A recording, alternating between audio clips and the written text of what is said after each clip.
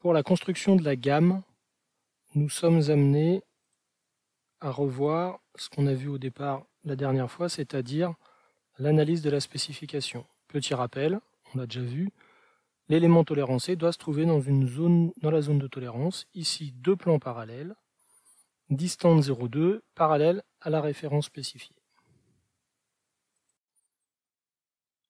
On avait vu que pour la méthode des points extrémités, il fallait se ramener à l'extrémité du plan, donc du plan supérieur, l'élément tolérancé, pour lequel on avait les défauts maximum. On a vu que la méthode des points extrémités faisait que ce plan dont on a l'information que c'est un plan infini, il faut le relimiter par les points sur lesquels on aura le plus gros défaut, donc les points P1 et les points P2. Donc on va regarder comment construire ça à partir de l'élément de départ.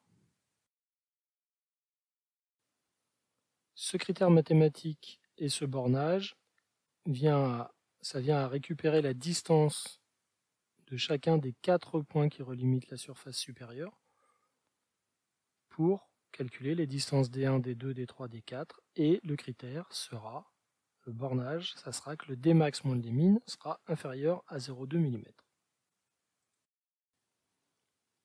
On va donc utiliser la boîte à outils, telle qu'on l'a déjà vu, et sur la boîte à outils, on va aller regarder comment réaliser la construction de points. En l'occurrence, pour nous, ça va être intersection d'une droite et d'un plan. Et puis après, comme on aura besoin d'une droite et de plans, on va regarder comment construire des droites. On viendra ici faire l'intersection de deux plans. Donc on aura besoin intersection droite-plan et intersection de deux plans.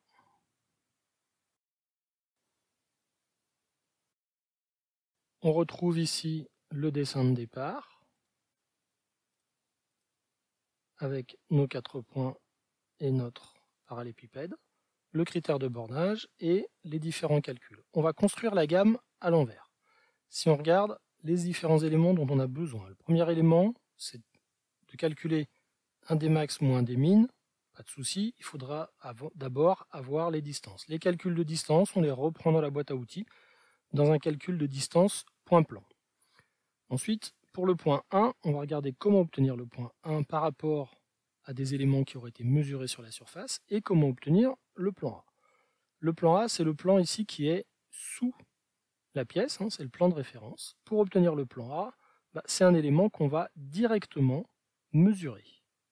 Pas de problème, il faudra que la surface soit simplement accessible. Donc plan A, élément mesuré, donc je le mets dans la case, dans la zone élément mesuré.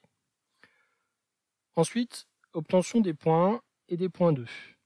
On a dit que pour obtenir un point dans la boîte à outils, on pouvait utiliser l'option droite-plan, intersection d'une droite et d'un plan. Pour cela, on va construire deux droites, la droite DR1 et la droite DR2. La droite DR1 étant construite comme l'intersection de deux plans. Donc le point, puisque là c'est le point qui nous intéresse au départ, va être construit comme étant l'intersection de la droite DR1 avec le plan de la face avant, le point P2, intersection de la droite DR1 avec le plan de la face arrière.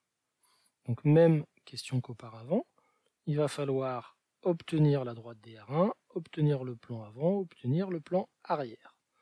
Le plan avant et le plan arrière sont des éléments qui vont être mesurés, donc je les mets directement dans les éléments mesurés.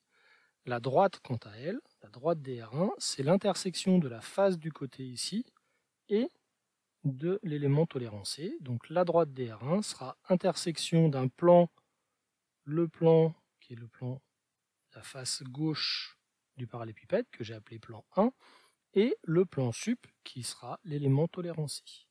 Donc DR1 intersection plan PL1, plan sup. DR2 intersection plan PL2, face de droite, plan supérieur ici. De la même façon, comment j'obtiens les plans PL1 et les plans sup? Je vais venir les mesurer. Le plan sup sera un élément mesuré, le plan PL1, le plan PL2. La gamme de contrôle. Quand on sera devant la machine, on la jouera directement de bas en haut. On viendra mesurer des éléments, puis construire des éléments, puis faire les calculs.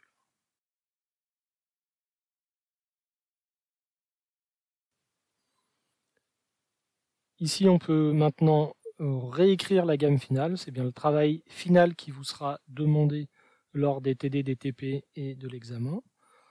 Définir quels sont les éléments mesurés et puis faire un schéma ici sur la droite des différents éléments dont on va avoir besoin. Donc on va avoir des éléments mesurés, on va avoir des éléments construits. Et tous ces éléments-là doivent apparaître sur un schéma assez clair. Alors 3D ou pas, peu importe. Pour les éléments mesurés, on retrouve le plan de référence, le plan A, qui est le plan de la face inférieure. Le plan de la face supérieure, qui est l'élément tolérancé, qui a été mesuré. Ensuite, tous les plans qui servent à relimiter le système. Donc, on va avoir le plan PL1, le plan PL2, et puis, c'est tout, le plan avant, j'ai dit donc plan avant, arrière, plan sup, PL1, PL2. Pour les éléments construits, on retrouve nos deux droites DR1, DR2, intersection du plan PL1 ici et du plan de la face supérieure, intersection du plan PL2 et de la face supérieure, du plan sup. Les différents points 1, 2, 3, 4 créés par intersection de droite avec les plans face avant, les plans face arrière. Et puis les différents éléments de calcul, une fois que ces points sont créés, les 4 distances qu'on a déjà calculées. Le critère de validation, le bornage ou critère de validation, qui est que la distance max moins la distance min soit inférieure ou égale à 0,2. Et là, la gamme est terminée.